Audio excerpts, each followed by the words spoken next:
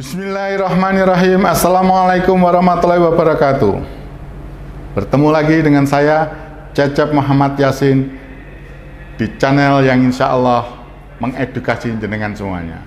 Apabila ada pertanyaan-pertanyaan, silakan saudaraku menghubungi melalui WA lebih cepat, yaitu di 0812 28228 784, atau lebih jelasnya ya 081 228 228 784. Silakan, kita tunggu. Entah tidak semuanya bisa kita jawab, tapi insya Allah saya akan berusaha untuk mengedukasi yang bisa saya pilah-pilah yang sekiranya itu sesuai dengan kepentingan kita bersama, kepentingan semuanya ya, kepentingan sehingga rakyat menjadi cerdas. Karena terus terang saat ini banyak kepemimpinan yang tidak menghendaki rakyatnya cerdas supaya rakyatnya mudah ditakut-takuti. Dengan kecerdasan, dengan kepandaian, insya Allah kita akan berani bersuara dan tidak takut untuk ditakut-takuti, karena kita memang harus mencerdaskan bangsa dan negara, harus mencerdaskan orang di sekitar kita. Ya saudaraku, berhubungan dengan BBM, hari ini saya mendapatkan kiriman berita dari salah satu kiai, tidak perlu saya sebutkan namanya, judulnya ngeri-ngeri sedap, yaitu mantan Presiden GMNI Jokowi dan Kurnia jadi musuh publik di ujung kekuasaannya. Ini dicatat disebarkan oleh www.suaranasional.com Rabu tanggal 7 bulan 9 2022, tanggal 7 September 2022 ya. Ini gambarnya juga ngeri nih. Bikin KKN di Desa Penari, bikin KKN di Desa Penari, ini loh, bikin KKN di Desa Penari ya. Ini jelas ini gambarnya, bikin KKN di Desa Penari. Ya saudaraku, mari kita baca. Presiden Joko Widodo atau Jokowi dan Kurnia menjadi musuh publik di akhir kekuasaannya. Maaf, saya baca ini pakai kacamata ya, sudah umur ya. Pada periode kedua, Jokowi dan anak menantu memanfaatkan demokrasi untuk menjadi kepala daerah. Kedua anaknya diduga terlibat dalam pencucian uang. Ini adalah fakta. Pak Jokowi di era kepemimpinannya, mau diakui atau tidak, ya sudah menjadikan anak dan menantunya wali kota. Yang satu wali kota Solo, menantunya di wali kota Medan. Dan ini ada juga laporan, sudah masuk berita adanya pencucian uang yang masuk ke KPK.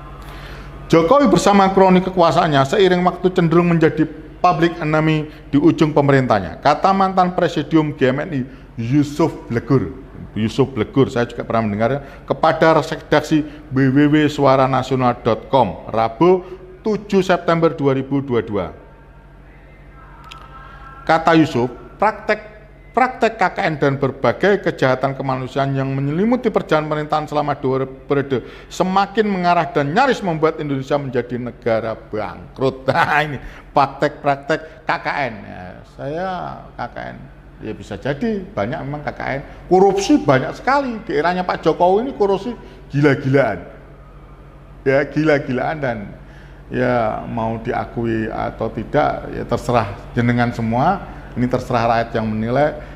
Adanya putranya Pak Jokowi menjadi wali kota Solo dan menantunya menjadi wali kota Medan, rasanya kalau tidak karena tangan kekuasaan, karena mereka berdua anak dan menantunya presiden, rasanya sulitlah untuk menjadikan mereka wali kota Solo. Ya seperti saya orang-orang biasa, insya Allah ya sulit sekali.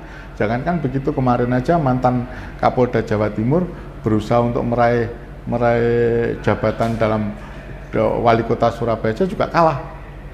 Itu karena karena satu, beliau memang sudah pensiun, yang kedua kekuasaannya juga tidak merambah ke sana ya. Jadi sehingga beliau ya semuanya karena Allah, tapi yang kualitasnya seperti itu aja susah. Saya pikir kalau keduanya, insya Allah putranya Pak Jokowi maupun menantunya, kalau tidak anaknya presiden ya susah lah untuk jadi. Inilah saya keyakinan begitu. Ya kembali kita lanjut ya saudara. Nah ini kalau mas saya, kalau itu penilaian KKN monggo terserah jenengan. Gambaran saya salah satu bukti KKN-nya dalam keluarga Pak Jokowi adalah keduanya. Saya tidak menuduh, tapi gambaran saya di dalam benak saya ini, kalau bukan putranya Pak Jokowi dan bukan menantunya Pak Jokowi, mustahil menjadi wali kota. Itu saja ya. Nah itu Nah, kita lanjutkan. Kata Yusuf, di era Jokowi kegagalan teknis dan strategi menyeruak dalam setiap kebijakan dan implementasi pembangunan nasional infrastruktur yang tak terukur. Wow, pembangunan infrastrukturnya tak terukur, terus berjalan, tapi hasilnya nggak ada. Hasilnya nggak ada dalam arti kata begini, seperti kita membangun rumah karena kemampuan kita hanya 100 juta, tapi kita sampai membangun rumah 1000. Dan itu dengan uang hutang, akibatnya besar pasak daripada uang, ya ngos-ngosan menurut pendapat saya pembangunan, dan banyak tol-tol yang terpaksa setelah dibangun dijual gitu ya. Infrastruktur yang tak terukur, uang negara yang terkuras, ya uang negara yang terkuras bukan untuk kesejahteraan rakyat dan aparatur rakus dan brutal dalam menjalankan roda pemerintahan. Uang negara yang terkuras bukan untuk kesejahteraan rakyat. Saya tidak merasakan adanya kemajuan sebagai bagian daripada pengusaha ekspedisi, tidak adanya infrastruktur yang di saat ini dibangun oleh Pak Jokowi, kecuali bahkan terus terang perputaran uang itu tidak saya rasakan di sebagai pengusaha, ya walaupun tingkat kecil, tidak seperti ketika di eranya Pak SBY begitu enak kita orang-orang ekspedisi itu begitu mudah dan sebagainya. Jadi pendapatan juga insya Allah hampir ada, tapi sampai terus terang pemasukan itu ada dan mudah, kehidupannya normal masih. Saat ini terus terang kehidupannya seperti pengiriman barang itu seperti susah karena memang kondisinya serba susah, ekonomi sedang tidak baik-baik saja, perputaran uang hampir saya rasakan tidak ada. Nah, ini ya. Ini merupakan warisan buruk, kalau sudah seperti buruk rezim Jokowi yang dihiasi perilaku penuh kebohongan dan tak punya sedikit pun integritas. Jelas Yusuf. Ini tokoh presidium GMN ini menyatakan bahwa ini perilaku yang warisan buruk, warisan rezim Jokowi yang dihiasi perilaku penuh kebohongan dan tak punya sedikit pun integritas. Kebohongan. Salah satu bukti kebohongan yang nyata adalah saat ini begitu nyatanya kita melihat peristiwa Sambo. Sedemikian rupa penegak hukum ini konyol, ini ngeri saya melihatnya. Kalau polisi sedemikian rupa menutupi kejahatan. Sebagai penegak hukum lantas membuat kejahatan, ada yang membuat kejahatan, ada yang membuat oknum membuat kejahatan, bukannya ditindak oleh penegak hukum lainnya, ditutupi sedemikian rupa. Kasihan Pak Kapolri.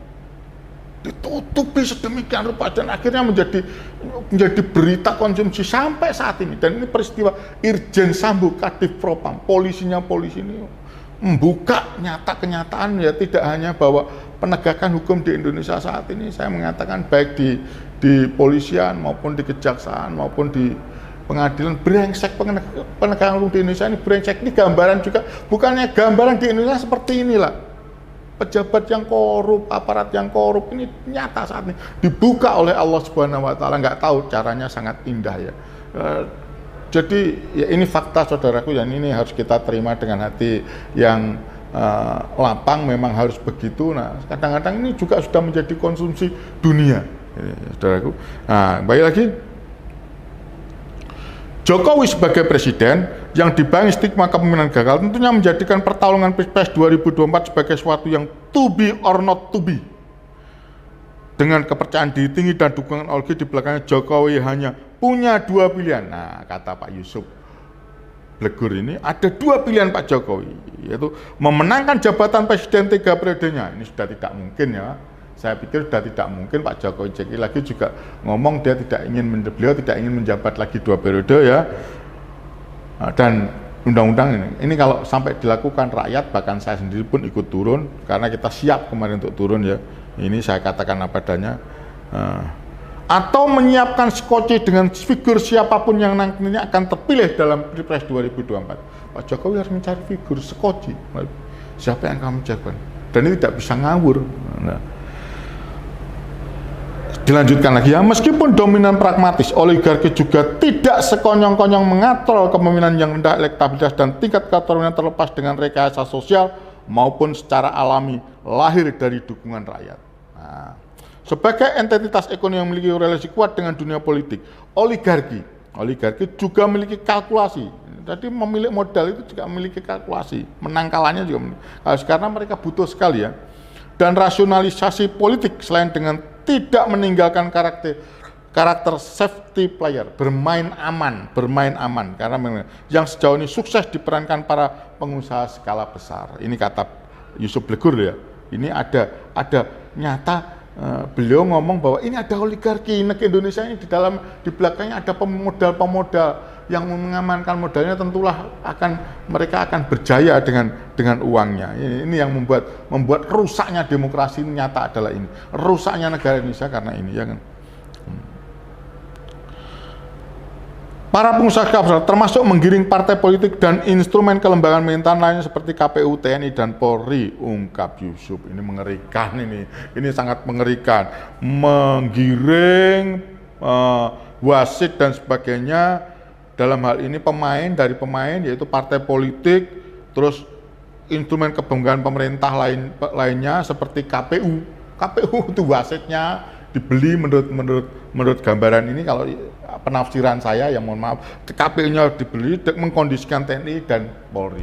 Sudah lunas, menang dah kalau siapapun yang dijadikan. Kalau sudah seperti itu insya Allah menang, karena memang pemain-pemainnya sudah dan wasit-wasitnya sudah dipegang. Yaitu saudaraku, maka ini adalah sebuah fakta gambaran yang disampaikan oleh Pak Yusuf Blegur di akhir masa jabatan Pak Jokowi. Ternyata Pak Jokowi maksud garis pokoknya dan kroninya su'ul khotimah, tidak meninggalkan kenangan yang baik.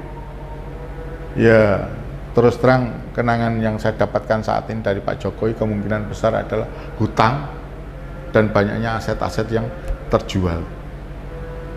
Plus nun sewu, karena hutang itulah menurut saya karena hutang itulah kita harus membayar hutang dengan membayar bunganya yang berapa ratus triliun, itulah menyebabkan kondisi Indonesia saat ini seperti ini, saudaraku. Ya saya terbuka saja, memikirkan saya tidak begitu pandai, tidak mengerti tentang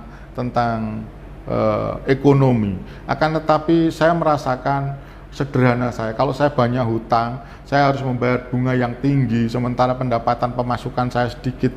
Itu kepikiran saya. Nah, saya takutnya Indonesia juga begini. Dan salah satu yang menjadi ketakutan saya juga, kebanyakan saat ini naiknya BBM bisa jadi dari sini. Kita beban APBN kita itu menjadi rapuh karena kita harus membayar hutang. Dalam arti kata bunga hutangnya saja yang saya dengar semoga ini salah. Bunga hutangnya aja dibayar dari berhutang lagi. Ini yang menjadikan saya takut. Dan yang paling parah lagi di tengah Indonesia seperti ini, korupsi ugal-ugalan terjadi. Korupsi mengambil uang negara, membuat negara ini, dan ini menghancurkan, saudara. Dan yang paling sangat saya sesalkan hari ini ada berita. Semalam saya sudah dapat berita. Kemarin saya ikut demo BBM dan sebagainya, walaupun hanya pada tingkat Surabaya saja, mohon maaf Jawa Timur ya. Tapi di Jakarta terjadi kejadian. Kalau ini benar, ini merupakan malapetaka dan ini sangat zalim, sangat pecundang, sangat tidak terhormat. Ketika rakyat memikirkan, mahasiswa semua memikirkan kenaikan ini berdampak sangat luas. Mohon maaf, kemarin sebelum kenaikan BBM, saya sampaikan ini, sebelum kenaikan BBM, harga kebutuhan pokok ini sudah naik.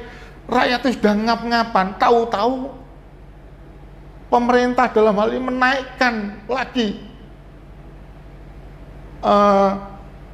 harga BBM. Ini sudah jatuh, rakyat seperti ditimpa langga, diinjak sedemikian rupa. Saya berpikir, jujur saja, saya ditanya berapa teman, apakah jenengan Gus atau jenengan Pak Cecep atau jenengan Gus Yassin itu mampu kan membeli BBM walaupun harganya naik? Mampu, saya mampu. Tapi jujur, saya berkeyakinan yang memilih Pak Jokowi, yang memilih PDIP, itu yang paling banyak sengsara. Dan saya empati pada mereka, saya simpati sama mereka, saya peduli sama mereka, maka saya ikut turun ke jalan. anak saya ikut turun ke jalan. Saya sampaikan, turun ke jalan semua. Peduli kalian sama pemilihnya Pak Jokowi. Terus terang, peduli pada pemilihnya Pak Jokowi, peduli pada pemilihnya PDIP. Karena kondisi saat ini, ya non sewu, saya tidak mengatakan itu nyatanya. Kemarin di eranya Pak Susilo Bambang Yudhoyono, saya melihat Mbak Puan menangis, Mbak Rieke Diah Pitaloka menangis, banyak orang PDIP yang menangis.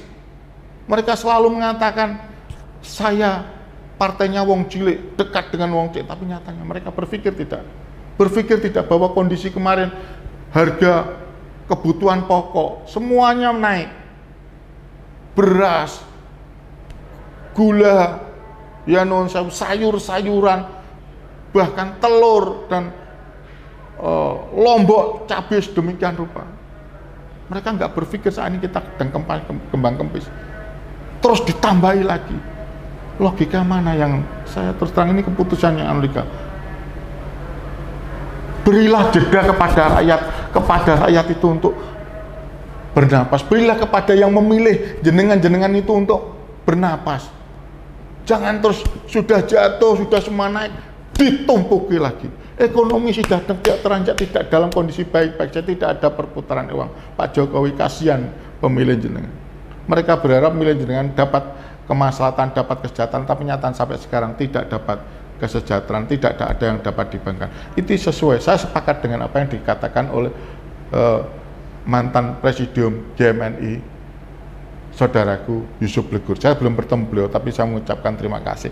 Jenengan menyampaikan mewakili semua. Wali, kami semua tidak diwakili oleh rakyat. Dan mengenaskan ketika rakyat datang ke sana, yang didapati apa? Kalau itu benar merupakan sebuah perbuatan yang sangat nista, perbuatan yang sangat saya katakan biadab. Mereka mengucapkan, menyanyikan lagu Happy Birthday to You. Kalau itu benar terjadi, tidak layak mereka disebut wakil rakyat. Mereka bernyanyi-nyanyi di dalam. Benar atau tidak saya tidak tahu, tapi semoga ini salah. Tapi kalau ini benar kejadian, sungguh sangat keterlaluan di saat rakyat seperti ini mereka bernyanyi-nyanyi. Mereka mengucapkan selamat. Kata selamat itu berarti untuk makmur. Berarti ini jelas kemakmuran. Kalau itu terjadi selamatnya itu berarti selamat untuk mereka, untuk Mbak Puan dan sebagainya. Tapi keprihatinan bagi rakyat. Saya simpati, saya peduli. Saya mampu membeli BBM, jangankan 1 liter 10.000, 20.000, 1 liter 50.000, 100.000 pun saya mampu membeli. Tapi saya peduli, saya kasihan kepada pemilih Pak Jokowi, pemilih PDIP. Itu dari saya, Cecep Muhammad Yasin, menyampaikan tetap ingat bahwa di era mereka sebagai pemenang, di era Mbak Puan Maharani sebagai ketua DPRD, rakyat yang sengsara. Tetap ingat. Titip juga kepada Bapak Jaksa Agung, Bapak Kepala Kejaksaan Tinggi Jawa Timur, Bapak Kajari, bahwa saya dan tokoh-tokoh Desa Banjarnegara Kabupaten Kediri, Kecamatan Keras Kabupaten Kediri telah melaporkan adanya tindak pidana hampir 2 tahun lebih, tapi dengan bukti yang jelas di bawah sumpah, yang mana saksi-saksinya juga disaksikan oleh jaksa, tidak terbantahkan lagi. Ada kepala desa dari Desa Banjarnegara dan satu lagi desa apa saya agak lupa, mohon maaf. Itu bisa, keduanya mengakui di bawah sumpah menerima uang untuk mensukseskan atau berpihak kepada peserta ujian pemilihan kepala desa, dan ini sangat meresahkan. Sampai sekarang oleh Kejaksaan Negeri Kabupaten Kediri belum ada titik temu. Sesungguhnya ini adalah perkara yang mudah karena buktinya ada di kejaksaan, saksinya juga jaksa Kejaksaan Negeri Kediri, Kabupaten Kediri, tapi semuanya sampai saat ini sepertinya sengaja dibiarkan. Saya mohon kepada Bapak Kepala Kejaksaan Agung, kepada Bapak Jaksa Agung, Bapak Kepala Kejaksaan Tinggi Jawa Timur, dan Bapak Kajari Perhatikan, ini nyata, sangat menyakitkan. Saya ikut mengawal di situ. Dan saya yakin ini banyak kasus Sambo juga membuktikan bahwa penegakan hukum di negara ini sungguh-sungguh sangat brengsek. Kita diberi himbauan besar-besar untuk melawan korupsi, melaporkan. Kalau melihat kita diminta untuk melaporkan, ketika kita laporkan, kita seperti pengemis.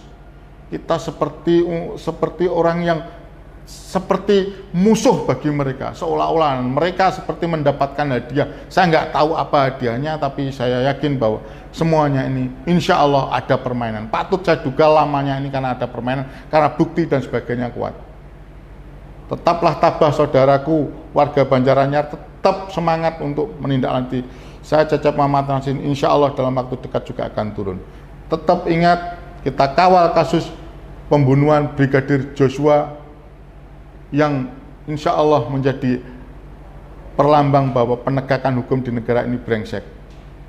Simpati saya, salam duka saya untuk keluarganya. Kami peduli Ibunda Brigadir Joshua. Dan ingat selalu peristiwa pembantaian 6 laskar FPI, jangan dilupakan. 6 laskar FPI pengawal Habib Rizik Sihab. Jangan dengarkan apa kata Komnas HAM, karena Komnas HAM sampai saat ini merupakan bagian daripada kebrengsekan dari negeri ini. Saya mengatakan secara langsung karena mereka telah berbuat aniaya terhadap hukum. Mereka telah keluar dari jalurnya. Komnas HAM tidak sangat saya percaya. Wabillahi taufiq wal hidayah. Wassalamualaikum warahmatullahi wabarakatuh. Cecep Muhammad Yasin menyampaikan.